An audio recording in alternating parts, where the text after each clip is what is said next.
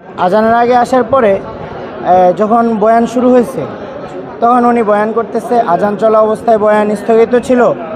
পরে আজান শেষ হওয়ার পরে এখান থেকে মাঝখানে একজন মুরব্বী, একটু পাকা টাইপের, পাকা দাড়ি, সাধারণ পাবলিকের মতোই লাগছে, উনি উঠে সর্বপ্রথম উনিই বলছে যে আমাদের আগের ইমাম সাহেব তো আসছে, আপনি এখনও কেন বসে আছেন?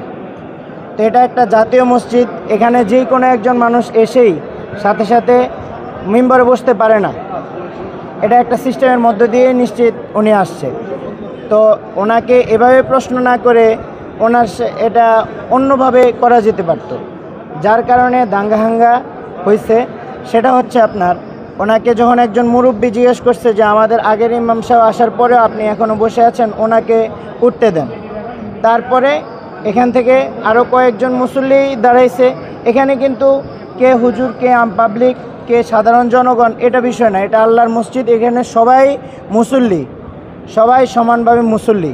আর প্রত্যেকটা মুসল্লির চাহিদা অনুযায়ী একজন সৎ নেককার ইমাম খতিব এখানে জাতীয় মসজিদে নিয়োগ হবে, এটাই সবার চাওয়া এবং এটাই আমাদের কাম্য।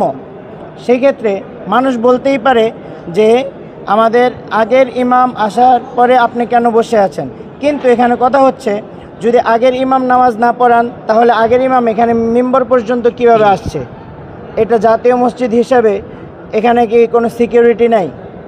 একজন মানুষ চাইলে সে মিম্বরে চলে আসবে, আবার একজন ইমাম যাকে নিযুক্ত করা হয়েছে ইনি বয়ান করা অবস্থায় অন্য একজন দাঁড়িয়ে বলবে আপনি এখানে কেন বসে আছেন, আগের ইমাম সাহেব আসছে। তো এই যে সিস্টেমগুলা, এই যে শৃঙ্খলা, আমাদের দেশ স্বাধীন হয়েছে, আমরা 1 মাস মাঠে ছিলাম, আমাদের ত্যাগ স্বীকার, আমরা বলতে পারি যে কি পরিমাণ কষ্টের মধ্য দিয়ে এই দেশ স্বাধীন হয়েছে। স্বাধীন হওয়ার পরেও একটা জাতীয় মসজিদে যদি সুশৃঙ্খলা ভাবে না চলে তাহলে তো আমাদের এই স্বাধীনতা কি হলো? আমরা যে মাঠে ছিলাম সেটা এখানে আপনার ঘটছে যখন এবার স্লোগান দেওয়া হয়েছে।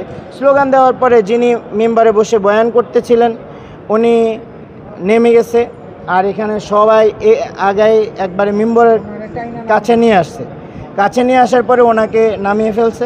কাকে নামিয়েছে? যিনি বয়ান করতেছিলেন, যেই খতিব, উনি যে নতুন আসছে সম্ভবত সাদিক সাহেব নাম, আমরা তো আসলে শিওর বলতে পারি না, এখানে তো কোনো নাম ঘোষণা দেওয়া হয় না, সেই হিসেবে নামটা শিওর বলতে পারি না, সম্ভবত সাদিক সাহেব হতে পারে। তো ওনাকে যখন নামিয়ে দেওয়া হয়েছে, নামিয়ে দেওয়ার পরে আগের ইমাম সাহেব উঠছে, ওঠার পরে এদিক থেকে ওই বাহিরের দিক থেকে একটা হামলা হচ্ছে ভিতরের দিকে, এবং ভিতরের দিক থেকে আবার আরেকটা হামলা হচ্ছে বাহিরের দিকে।